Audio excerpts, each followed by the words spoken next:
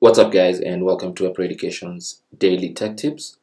In today's tech tip, we're learning how to remove the green screen in Adobe Premiere Pro. Now, normally when you want to have a video with a transparent background, or maybe you want to use a different background from the one you're shooting in, you need to have that background transparent. And to do that, you have to shoot your video with a green screen.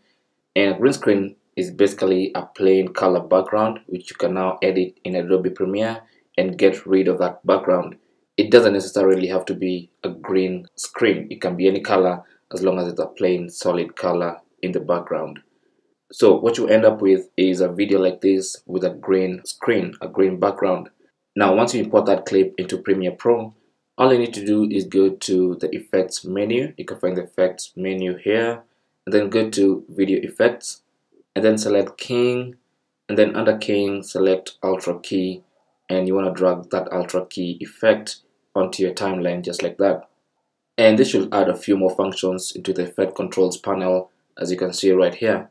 Now you want to go there and select the key color, which is the most important thing, and a small pop-up window will appear, and then now you can use this pointer by selecting it and then select the background of your video, and that should choose the color for you just to make things a little bit easier. And with that green screen selected, all you need to do now is press OK or click OK, and your background will disappear, leaving you with a transparent background. It looks black, but it's actually transparent. And now you can go ahead and put any other graphic into the background of that video, or maybe leave it like that if you want to. But that's really how to remove the green screen in Premiere Pro.